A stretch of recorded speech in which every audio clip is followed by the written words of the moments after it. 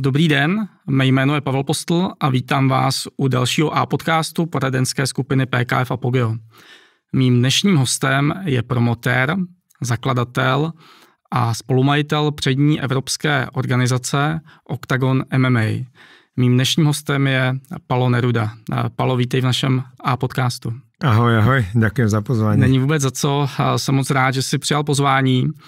Na úvod bych se chtěl zeptat, kdybych položil otázku, kdo je Palo Neruda, jak by si odpověděl? Že to je snílek s veľkými nápadmi a asi akože s nejakou životnou energiou ich doťahovať a realizovať. To by vás tak, to znelo tak jednoducho, že proste mám naozaj v tebe takú tú, že sa nezastavím, dokým tú vizi nezrealizujem. Mám niečo v sebe, čo ma neustále poháňa dopredu. Když říkáš, že jsi snílek, když se ohlédneš zpátky, tak na své sny jako dítě, jako teenager, jako nějaký mladík, jak se ty sny měnily, jak se ti teda podařili naplnit a třeba co by si ještě chtěl vyplnit v tom životě?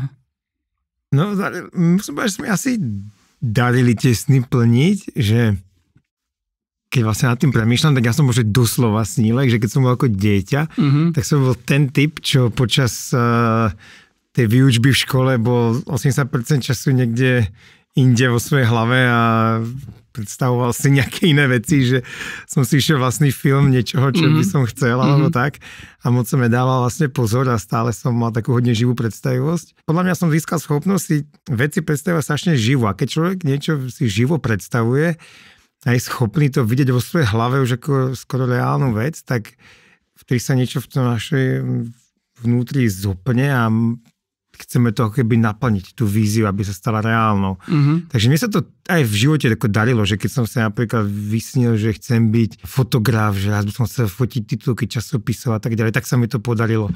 Že keď som napríklad pomáhal kamarátovi, ktorý hokejistovi slovenskému sa dostať do miestneho zastupiteľstva politického, som pomáhal s kampaňou, tak som si to predstavil, ak by sme to mohli spraviť a sme to urobili a on sa tam dostal nakoniec.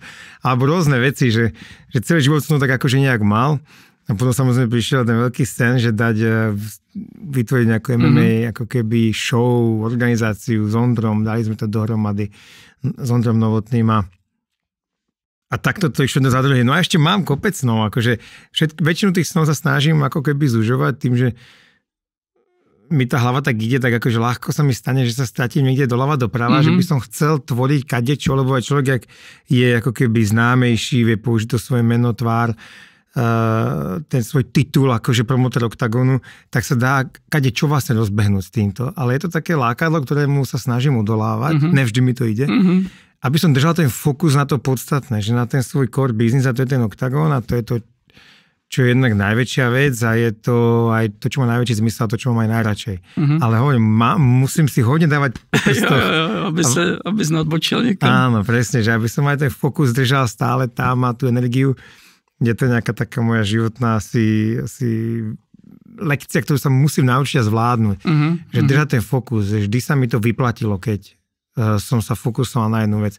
Tak aj vznikol Octagon konec koncov, že ja som robil strašne moc vecí, obchodoval som napríklad ako day trader na burze kedysi, docela dlho, robil som to fotografa, robil som kopec ďalších vecí a zase robil som už aj do MMA, managementu, spolupromotéra pri niektorých akciách a pamätám si, ako som si povedal, že ešte by som teraz mohol robiť do ako real estate a vtedy si hovorím tak už dosť, že už si skúšal toľko vecí, poď sa venovať tomu, čo má najviac zmysel. Vydrž pri tom. Keď chceš byť kreatívny, buď, ale drž sa v tom jednom fielde, kde to má najviac zmysel. A vtedy som to videl v tom MMA, lebo tam som si vyrobil veľmi dobré meno, tam som videl najväčší potenciál toho rastu, keďže v Amerike to už bolo vlastne veľké a ja som si to zamiloval a ja som videl, ako ten MMA môže mať takú ľudskú tvár, ktorú môžu vlastne skonzumovať aj bežní lidi. A hovorím si, že tak tu ostanem a čokoľvek ma nové napadne, tak to už budem robiť iba v tomto. A vlastne prakticky hneď na to prišla tá vízia toho všetkého, čo nasledovalo. Děkuji, že jsi začal s tím OKTAGOnem. My jsme tady, než jsme spustili a podcast, tak jsme se toho tématu dotkli. Jaký byly vlastně začátky OKTAGOnu, včetně nějakých jako překonávání překážek, a když se třeba ohlídneš zpátky něco, co by si udělal jako jinak, jako poučen třeba teďka tou minulostí? Že na tom začiatku sme asi urobili veľa vecí dobre, keď sa nám to podarilo s tak malým budžetom postaviť. Že tá história bola taká, že ja som dostal myšlienku toho, že chcem by som ten šport dostať akože medzi masy. Ako na to musí to byť v televízii. Ako to predať televízii, že to bude zaujímavé, tak asi to musí byť nejaká show, tak teda reality show. Taký to bol nejaký tam myšlienkový pochod. Natočil som dve také demá, že či to vôbec ja mám na to také niečo urobiť. Oslovil som Mondru, lebo on bol v Čechách jediný presne taký, čo robil to, čo ja na Slovensku, že sme chceli ten šport urobiť všeobecne známym a populárnym. A aby sme išli to spolu, podali sme si ruky a už sme to od tej chvíle valili akože spolu. Dohodli sme si televízie v Čechách a na Slovensku. V Čechách to bolo TV Sport, na Slovensku JOJ Plus a sme začali to reality show. A na konci tej reality show, keby to mala 8 epizód, volalo sa to OKTAGON výzva a 9. epizóda bol prvý živý turnaj OKTAGON 1. A vlastne my sme to natočili za tak smiešné peniaze, že keby niekto vedel, že to sa robila televízna show vtedy za, myslím, že to má nejakých 130 000 eur, v takom akože, jak to vyzeralo, jak to bolo natočené, tak tomu by nikto nevedel vtedy, akože čokoľvek podobné stálo od 400 000 viac.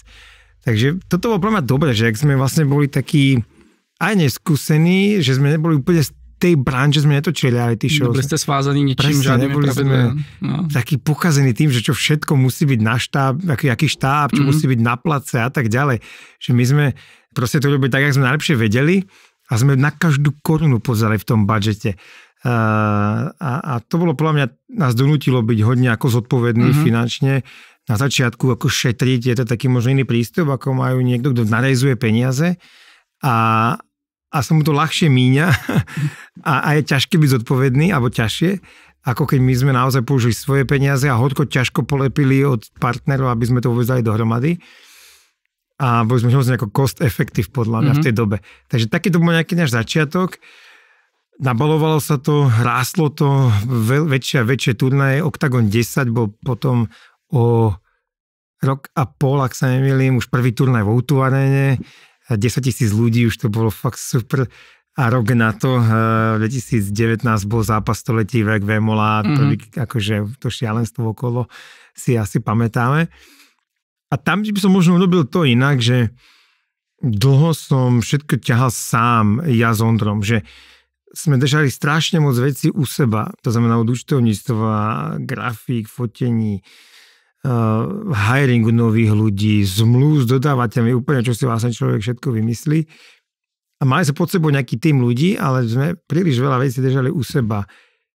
Čím dnes už viem, že skôr si plne treba nájsť k sebe ľudí, ktorí sú šikovnejší ako my v daných oblastiach, do ktorých sa my tak úplne nerozumieme. A napríklad, že asistentku, to by bola jedna z prvých dneska ľudí, ktorí by som si najal, kebyže rozbieham firmu, tak som zistil, že by to bola vlastne asistentka. Že to extrémne množstvo drobností, ktorými sa podnikateľ zaoberá na začiatku, lebo je sám, jasne, nemá moc budget na tým, tak my sme furt nejakého manažera naberali. Manažer, akože šéf produkcie, šéf, neviem, marketingu, šéf toho. Ale prvé, čo by som asi teraz urobil, byla asistentka. No. To je dobrý, jako tenhle pohled a myslím si, že on ve výsledku je správný. Že rýchlejšie sa človek môže sústrediť na tie rozdílové veci. Tak a nemusí řešit ten každodenní balast, řekněme, toho chodu. Když se podívám na tu současnost, kolik máte, řekněme, pod sebou bojovníků a jak v zásadě k vám ty bojovníci přichází, jak se jakoby vybíráte, nebo jak tohle probíhá? Máme teraz okolo 200 bojovníkov, mali sme ešte viac, ale sme teraz hodne akože museli akože preriediť ten roster, pretože už ich bolo tak veľa, že sme nevedeli slúbiť vlastne zápasy v dostatočnom množstve za rok a jednoducho to bolo pre všetkých lepšie radšej nechať ísť tých, ktorí boli slabší a oni sa môžu niekde inde chytiť a prípadne sa k nám vrátiť. Takže je to okolo 200 bojovníkov a prichádzajú k nám tak, že dnes už máme to meno, že vlastne to, dneska už keď niekomu zavolá Oktagon, že poď, máme o teba záujem, tak väčšinou sa to stretne fakt s pozitívnym ako ohlasmi tej druhej strany toho manažmentu alebo bojovníka.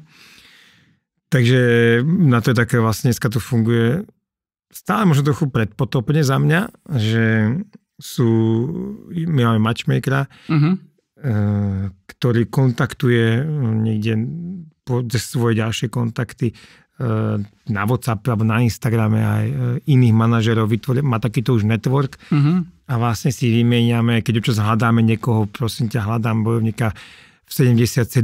na tento turnaj, toľko to asi ponúkame peňazí, jeho súper je tento, máte tam niekoho zaujímavého, tak oni pošlú áno, tento by mohol ísť, nemohol a tak ďalej. Takže je to také, stále také dohadovanie sa trochu na trhu občas a vyjednávanie. Je to sranda, že sú v tom chlapi, ktorí to proste majú radi. Väčšinou v tomto biznise sú chlapi, ktorí sa radi kočkujú o tie peniaze a o tie dohody a majú to ako nejaký spôsob svojho seba naplnenia. Náš konkrétne, teda matchmaker, ktorý toto vyjednáva, má hrozne rád ako takýto adrenalín, kedysi vlastne hodne stávkoval, ale tak mal na to svoj vlastný systém, kedy proste položil za 10 000, niekedy aj denne euro, strašné množstvo stávok. Oni mu to vychádzalo, mal v tým celú matiku, že mu na konci ako vyšiel nejaký zisk, ale tú stávkovku na tých poplatkoch on potápal dolu, že potom sa s ním jedna menovaná veľká stávkovka Československá si musela dohodnúť, že proste, že už prestaň, lebo nás ťaháš dolu úplne, akože na poplatkoch. Tak on vymenil tento adrenalín za to, že môže kočkovať sa s tými ostatnými a vlastne dohadovať lepšie díly. Takže je to taký zaujímavý svet a takto k nám tí bojovníci chodia, ale dneska je to už jednoduchšie, ako hovorím, že už tá sila toho Oktagonu je akože, že to je byť celé ľahším. Já si dovolím jednu otázku z vesnice Chvalšina, odkud pocházím. Tak teďka před pár dny tak vybojovala tamní taky rodačka a sportovkyně Jana Lamačová titul juniorský mistryně světa v bojových sportech. Jaká je třeba cesta takhle dívky 16leté do toho profesionálního světa MMA? Jak je to ještě těžký jako překonat, byť talent má potom ten krok mezi ty dospěláky, mezi ty profíky? Konkrétne v nej prípade to má ona paradoxne docela ako krátku tú cestu potenciálne. Pretože jednak dosiahla veľký úspech, už to je dáva nejaký kredit a zajímavosť a legitimitu, že prečo by mala v Oktagone, ktorý už dneska má len vážne elitných bojovníkov, prečo by tam mala zápasiť. Pretože a zároveň tiež ešte poviem, že pretože je žena. Dievčat je málo, konkurencia je menšia a vlastne už po 2 profi zápasoch sa vyhratých, keď sú dobré a je vidno, že ten človek má skill, tak už sa dá ako keby bojovať v Oktagone. A možno aj po jednom, hej? A keď ešte vyhrá nejaký titul, alebo čo, tak možno aj z pomaly 0 profi, hej, nejaké amatérske musí mať. Čiže pre ňu je to náhodou docela dobrá, ľahká cesta, ale keby pre chalana je to ako ďaleko už zložitejšie, že človek musí mať najprv sériu amatérských zápasov, tam povyhráva, to trvá vlastne roky častokrát a potom sa niekde chytí v nejakých menších organizáciách, dať si pár profí, mať ideálne čistý rekord alebo dobrý, že myslím si 3-0 alebo 3-1, hej, aspoň, alebo také niečo.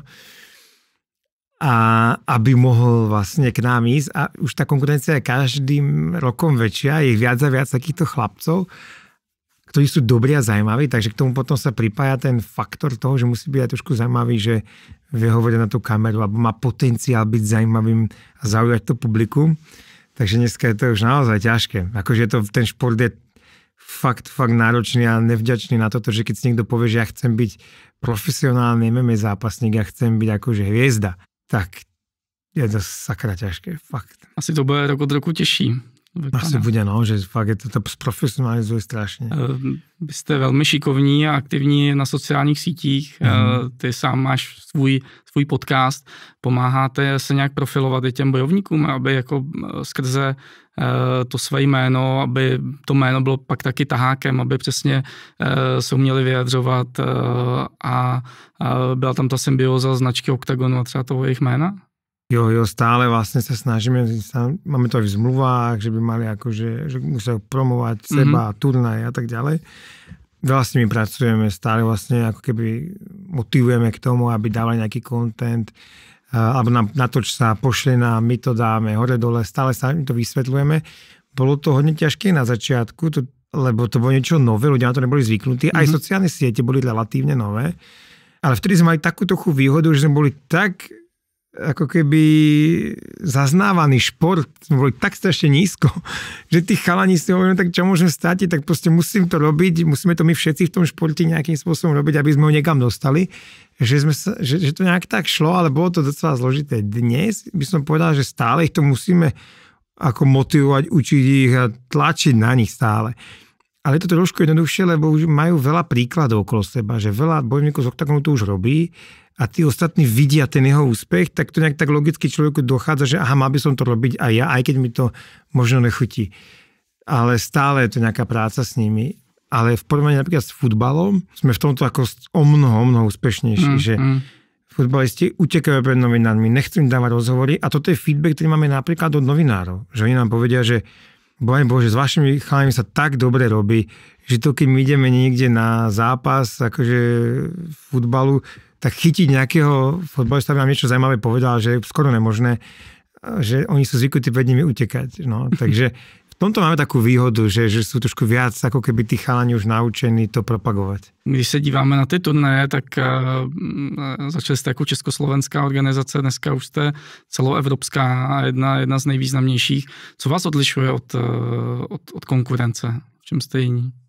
Myslím si, že to je tá príbehovosť, že a také strašné zameranie na toho, aby som povedal diváka, že asi to vychádza z DNA, akože mňa, Ondra, že máme radi strašne tie príbehy tých bojovníkov, záleží nám na nich ako úprimne a máme z toho radosť, keď oni rastú a stávajú sa hviezdami a máme radi tie plné haly. Teraz ten divák to najväčšou odmenou. Sedieť tam a tá hala, keď sa baví, je tam 10 000, 20 000, v októbri 60 000 ľudí, tak je to strašne ako vlastne najväčšia tá odmena, viac ako všetky tie výplaty, peniaze a tak ďalej, preto sme takí bláži, že neustále reinvestujeme s Ondrom, že si nevyplácame žiadne horibilné ako dividendy, odmeny, ale všetko ide naspäť do tej firmy, aby sme to mohli robiť len viac, pre viac ľudí a posúvať to vyššie.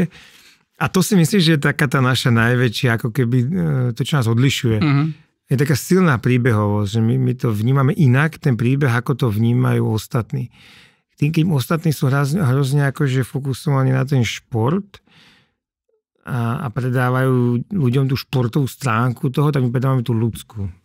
Zmínil si tady Německo, nadcházející říjnový turnaj. Než jste se rozhodovali, že vstoupíte na další trhy, jak to vůbec jakoby probíhalo, ten vstup na ten německý trh organizace prvního turnaje, jak to bylo těžký a s čím jste se jako potýkali. A dneska vy prodáte fotbalový stadion.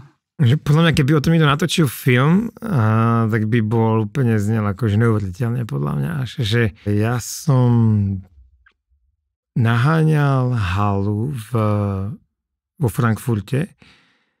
To bolo tak, že my tam boli, taká časová osa bola, že v lete, srpen 2020, ak sa nemýlim, teraz už v lete, srpen sme boli s Ondrom v Frankfurte, že chceme tu robiť turnaj za jedným tam lokálnym manažerom a majiteľom gymu.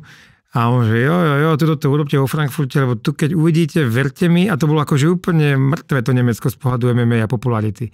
Verte mi, tu vo Frankfurte, keď to spravíte, to bude vypredané hocičo. A my, že sme sa tak chytali za hlavu, však sem chodí maximálne 2000 ľudí na turnaje v celom Nemecku, že prečo by tu malo byť viac. A v tom čase bolo zakázané dokonca MMA vo Frankfurte. Aha.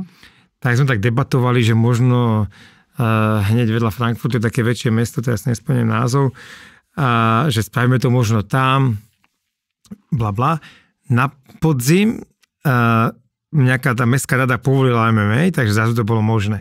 A ja som niekedy v prosinci, sme teda bombardovali halu, Festhalle, historickú krásnu halu, kde ste slávne veľtrhy boli vždy BMW, Audi tam predstavovalo svoje auta vždy. Tak tam sme dostali dátum zrazu 4.6. a bol prosinec a my v Nemecku sme pohli kamienkom. Takže to bolo tak, že ja to mám teraz odfotené v telefóne. 23.12. som s jedným kolegom nakreslil na mapu, na tabulu, jak to bude, timeline, toto bude tu nájdeme ľudí, tu poskladáme štáb, tu natočíme reality show, tu budeme mať bojovníkov a tu budeme mať akože vysielať a tu bude ten turnaj. Nešlo uhnúť, proste tie hodiny začal sa odpočítavať čas a doslova to bolo tak, tým, že u nás bol celý ten tým hodne busy, tak som išiel ja s jedným kolegom, sme sa vybrali s 2 taškami proste do Frankfurtu a začali sme to ako keby pripravovať celé a znelo to úplne šialene, že naši vlastní ľudia v týme na nás pozerali, že vy ste sa zbláznili, že kam ste vy dvaja odišli, aké Nemecko zakladať. Jediný, podľa mňa, kto nám vlastne veril, bol Ondro. On sa samozrejme staral tu o to doma, aby to šlapalo a podporoval nás, čo to ide odtiaľto. Potom aj on odišiel vlastne natáčať u Survivora. Ale on bol sa jediný, k tomu veril, že tomu, čo robíme. A sme doslova takto dvaja tam rozbehli ten úplný začiatok šílený, kedy s minimálnym budžetom zase sme sa pustili do natáčania a natočili sme reality show prvú, ktorá podľa mňa v Nemecku to je iné, s tým minimálnym budžetom, keď ho máte malý, tak to ide fakt ešte horšie, bo tam je všetko x-krát drahšie, takže ja som napríklad osobne není spokojný, jak dopadla tá show, ale na tom trhu to stačilo na to, aby sme vlastne ukázali, kto sme, čo robíme, aby sme sa im priblížili a mali sme šťastie na veľké hviezdy, Ekerlin, Puc, ktorí boli súčasťou reality show a mali zápas na tom prvom turnaji. Čiže jak to išlo to promo, tak sa pomaly predávali lístky. A tak sme to proste dali, že myslím si, že ostalo tak pár stoviek voľných lístkov a inak to bolo viac menej predané. A bolo to neuveriteľný úspech, že sme fakt si to odreli, ale bola to fantastická skúsenosť. Ale dali sme základný kameň tomu, čo nasledovalo a proste ten prvý dojem je strašne dôležitý. A my sme robili prvý dojem, že plná hala, rekord, fest hale. To sa strašne dobre akoby pokračuje z takéto štartovacej línie. Ale iba taká zaujímavosť, poviem, že na tom prvom turnaji, prvýkrát v histórii Frankfurtu, toho Hesenska, že bol MMA turnaj, oni vôbec nevedeli, čo majú čakať. Takže v hale, ktorá má kapacitu okolo 8,000, prišlo 1400 policajtov. Obrnených, v korytnačkách. Z nich boli väčšina vonku a z nich bolo možno 400 vnútri. Chodili tam v tých korytnačích oblekoch a nabrúsení. 76 lístkov vykúpili tajní, čo sedeli niekde v dave. A tak tam kúpili taký celý divy. Ale ak išiel ten turnaj, videli, že to je vlastne príjemná akcia a nikto sa nebije, že to je fajn, tak už polovici mali helmy dole, už pozerali, jak idú zápasy a už sa to tak menilo. Na ďalší turnaj ich prišlo asi 40. Zeptám se, neslyšel jsem, že by nějaká organizace působila aktivně třeba v Jižní Evropě, Španělsko, Itálie, nebo Balkán. Zvažujete ještě nějaký další růst, nebo v zásadě ta střední západní Evropa tak je v tuhle chvíli, na co se chcete soustředit? V tuhle chvíli je to tento región a to hlavne kvôli tomu, že chceme akože využiť momentum, ktoré je teraz v Nemecku, bola by vlastne chyba sa teraz ako keby defokusovať, rozbiehať. Nemáme ten tým taký veľký, alebo akože, tak veľký, aby sme si to mohli dovoliť, že je plné bomby z Nemecku a ešte akože robiť expanzii niekam na bok. Ačkoliv vidíme veľký potenciál práve na tom juhu, hej? Čiže to Španielsko, Francúzsko, nie je to až tak na juhu, ale predsa Španielsko, Francúzsko, určite Balkán napríklad. Takže áno, ale teraz je ten fokus na to Nemecko, pretože predávame tam 12. října, tam budeme mať 60,000 ľudí na turnaji, alebo 58,000 niečo, s tým, že svetový rekord dodnes na MMA je 57,776 a to sa chystáme prekonať, čo sa nám asi podarí. Takže predávame takýto veľký turnaj a stále sme vlastne tak trochu underground v tom Nemecku, že bežný Nemec ani nevie, že existujeme. Vo Frankfurte to už asi každý vie, ale v Mníchove to tak tušia, už sme tam robili turnaj v Lipsku, Berlíne, minimum, hej, že skoro nikto. Ten potenciál je tak obrovský. Veľký potenciál teda ešte. Takže my by sme mali toto využiť, to momentum, poriadne ako keby to tam roztočiť a aj nagenerovať zisk a byť pripravený takto vyzbrojený ako keby skvelým menom, financiami, dobrým tímom na to, aby sme mohli ísť do tých ďalších krajín. To znie rozumne strategicky. No. A musím povedať, že to je akože, že ja som taký, že by som sa rozbehol, by som sa zase, jak som hovoril, že stále niečo nové. Že ja by som sa tam akože rozbehol niekam do toho Francúzska, Španielska, ale vlastne sme mali taký akože takú diskusiu o tom s Ondrom, že jak to spraviť a vlastne to bola presne tá jeho iniciatíva, že poďme toto najprv takto sa zastabilizovať a úplne to dáva zmysel okamžite, ak sme sa o tom bavili, si hovorím, že vlastne jasne. Takže to bolo tiež, skoro som sa rozbehol tam, ale teraz zostávame tu. No to vypadá a zní, že tvoříte takovou sehranou dvojici. Nastaly nějaké jakoby hádky, třenice nebo nějaká ponorka za těch skoro 10 let, co? Jak v Timmermanovi tu dvojici postavil a zbořil, to sme my. Ne, akože moc ne, asi, že skoro vôbec, že my sa moc nehádame. Jasne, že občas na niečom si povieme, tak toto ne, to sa mi nelíbi, to je blbosť, ale že minimum, až by som povedal, že vôbec, by sa to dá to nazvať, že vôbec. Žiadna veľká hádka sa nikde nestala, že toto sa nám akože nedeje. A ja myslím, že to je preto, máme takú rovnakú víziu v tom, že kam to chceme dosiahnuť. Takže keď sa môžeme líšiť v tom, že teraz toto je, ja hovorím, poďme teraz expandovať, alebo to je nejaká iniciatíva moja bola, on hovorí, ne, poďme sa stabilizovať, lebo budeme potom silnejší a potom budeme expandovať. Tak vlastne trošku dáva logiku, lebo smerujeme k tomu jednému cieľu, ktorý máme, a byť tá Európska liga majstrov. Akože byť za tých 5-6 rokov fakt má tú super pozíciu, že ja to vidím tak, že jak je Liga majstrov vo futbale, je, že európska vec sa hrá len na európskom kontinente. Ale pozerá to celý svet. A že keď tu v stredu večer, keď to chodí, tak vážne sedí pol Európy pri televíznych obrazovkách a pozerá to. A ja takto vidím ten oktagon, že by sme mali takto byť veľký, že to bude vážne pozerať celá Európa, že budú zbláznení tí ľudia, že to robíme tak dobre a bude to pozerať aj svet. Ale stačí nám ten región, ten Európy, možno Blízky východ, keby tam prišli na to príležitosti. Má nějaký efekt v té atraktivitě ještě nějaké národovecké soupeření, jako právě dávat proti sobě i třeba v rámci těch pavouků ty zápasníky z různých států, nebo to žádný efekt jako nemá v tom diváckém ohlase?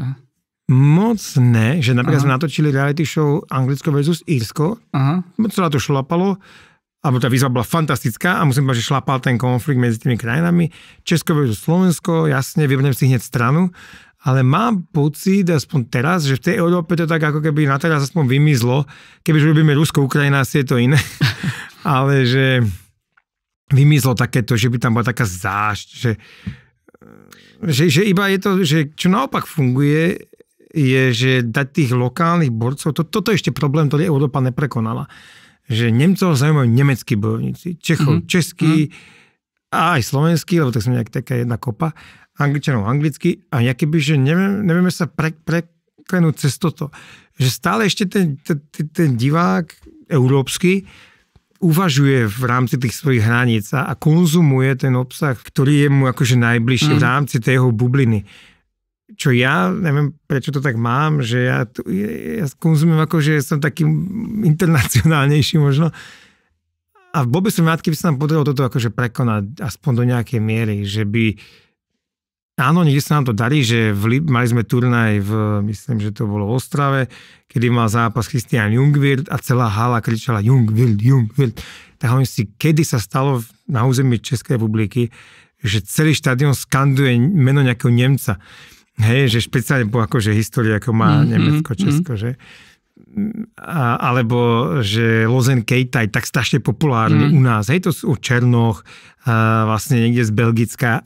Čiže trošku sa nám to už deje, ale táto Európa má v tomto ako keby problém. Když odbočím z oktagonu zpátky k vám, nebo k tobě, jak třeba odpočíváš, jak trávíš volný čas, co tě baví? Jak vypínáš, jak si čistíš hlavu? Jak sa to ťažko, že som dosť workoholik, samozrejme. Takže väčšinu času buď pracujem, alebo cvičím, že chodím do gymu každý deň a to si dám do sluchátek podcasty, rôzne, akože, ktoré ma niekam môžu posunúť, alebo knihy, ktoré sú väčšinou nejaký sebarozvoj, podnikania a tak ďalej. Že sa sa stále takto zlepšovať. To je vlastne pre mňa relax veľký, ako to je taký môj čas. Ale potom akože hrávam golf docela, akože snažím sa v ňom zlepšovať, ešte som hodne ďaleko od dobrého, ale aj na turnaj Apogeo, takže som bol už, takže to je super. Ďakujem za to. A ešte, akože aj keď mám lietadlo, ale tam len pracovne, skoro nikdy neletím, že iba tak. Mm-hmm. A to je veľký relax. Keď sa do toho lietadla letím, tak je to niekedy, kedy človek vlastne si je tak šťastný, že žije, že stále mám z toho radosť obrovskú, lebo to je moja veľká vášeň. Ty i pilotuješ? Aha. No, dobrý. No, takže to je úplne ako super, fakt, to je niečo, čo ma hrozne baví. A neprestáva ma to vždycky baviť, tak malé dieťa v ňom teším v tom letadle vždycky. A potom ešte mám také, že mám rád akože staré auta, mám k tomu vzťah, akože, lebo v tom vidím kus tej nejakej práce ľudských ručičiek a umu.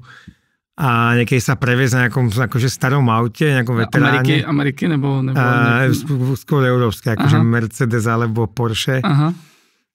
A mal som možnosť sa už previesť na fakt krásnych starých autách a to mi príde hrozne ako má to ako relax. No.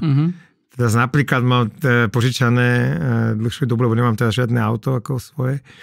Mercedes ako G-čko, ale z roku 2000, že to je fakt staré auto.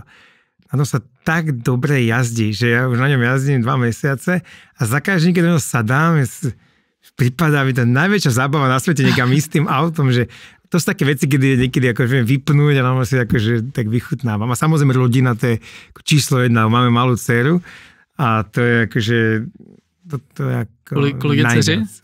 7 mesiacov. A je to asi každý doma dieťa to chápe, ja som to nechápal, dokým som nemal deti, že to je až taký pocit, ale je to neuveriteľné. Máme 2měsíční dceru také teďka, takže je to veľká zmena. Tak keď si myslíš, ja som si myslel po tých 2 mesiacoch, že to je už ono, že tá miera tej lásky, že je veľká, super, tak to je ono. Ale som zistil, že to každý mesiac alebo každým dňom rastie a že neviem, kam to až porastie, ale že je to fantastické niečo. Tak gratulujem. No, tak je napodobně, no. Jo, je to radost a člověk, jako když ví, že se pak strachuje už nejenom o tu manželku, o rodiče, o sebe, ale je tady někdo prostě... Že? Kdo...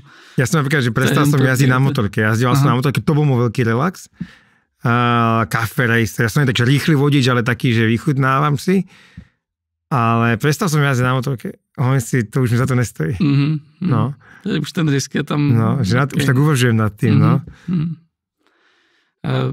Když by si měl závěrem říct nějaký ještě třeba jeden sen, který by si se chtěl splnit? Nebo žiješ svůj sen v tuhle chvíli a asi úplně spokojený a nic takového, co by si chtěl zmotnit, ti nenapadá? Tak veľa tých snov, že vlastne neviem, ktorý vybrať. Jo. Ale určite, väčšina, tie moje hlavné sny sa ako spájajú s tým Octagonom určite. Ale chcel by som akože dosiahnuť aj tak sám pre seba, akože level takej finančnej slobody, ktorý čas ja zistujem, že si vyžaduje veľkú sebadisciplínu. A to je mať proste naozaj akože také portfólio toho pasívneho príjmu, ako tých asetov, aby človek vybudoval dostatočne pasívny príjem. Príde mi to akože nejaký taký ultimátny success človeka v živote a toho chlapa, ktorý má teda priniesť rodine obživu, hej, že ak to je praveký muž mal niečo uloviť a vždycky zabezpečiť pre tú ženu v jaskyni, tak teraz je to podľa mňa len v modernej dobe, že mať ako keby tie asety také, aby som naozaj mal pasívny príjem, ktorý mi zaistí vlastne všetky, ten môj život pokrie a všetku tú prácu, ktorú budem ďalej robiť, pretože ma to baví a bude to taká čistá radosť, že už nebudem musieť mysleť na to, že to všetko musí stále tu existovať preto, aby som doniesol domov peniaze a ako keby zabezpečil svoju rodinu. Že chcel by som to mať ako keby odškrtnuté skrze pasíva a robiť všetko, čo robím už iba z čistej radosti. Že toto je také, toto si myslím, že by mohol byť ako veľmi fajn nastavenie životné, ktoré by mohlo fungovať. Ak to tak bude mať, tak potom preplávať na lodi Atlantik. Na plachetnici. Blaho, Lebo, kamoška preplávala a ona má na ruke vytetovanú lastovičku a ja som sa na to niečo pýtal a ona, že to vo svete tých námorníkov, lebo ona sa hodne plaví po celom svete, že hovorí, že keď niekto prepláva Atlantik, tak si akože môže dať vytetovať lastovičku ako na také znamenie. A nie, tak hovorím si, že tú lastovičku by si niekam dal potom možno vytetovať. A plaveš takhle dálkově, nebo... Chodím sa plaviť akože na plachetniciach, strašne ma to baví, akože to plachtaření, hej, že motorové ma bavia akože OK, ale toto je taký iný zážitok, keď si to odplachtíš. Jo, já jsem právě teďka koukal na té olympiádě, ale to byl windsurfing, ale už to nebylo takový to, že jeli po vodě, ale že se vznášeli na tom prkně nad vodou. To jsem taky koukal, jak hydrofoil, či jak to volá, to už je na olympiádě? No, to bylo na olympiádě. Wow. No tak ja mám akože to má také nejaké malé plachetnici. Ale plachtaření tam myslím je pořád taky, nebo bylo aspoň. No. Takže to mám taký nejaký sen, to mi bude ultimátny pocit slobody byť na tej lodi a to je... Ale to je ešte... Jak dlouho to trvá se takhle plavit přes ten Atlantik? A myslím, že taký tým najrýchlejší, taký akože 16 až po, dajme tomu 25 dní, záleží, hej, aká loď, aký fúka vietor a tak ďalej, no. Tak držím palce, ať se ti oba dva sny, který jsi tady zmínil, vyplní. Tak děkujem. Taky moc krát díky, že jsi přišel, bylo to moc fajn a já si dovolím udělat tečku za dnešním A-podcastem. Ďakujem. Dámy a pánové, sledovali jste A-podcast poradenské skupiny PKF Apogeo. Mým dnešním hostem byl Palo Neruda a já se těším na slyšenou a na viděnou u některého z našich dalších A-podcastů.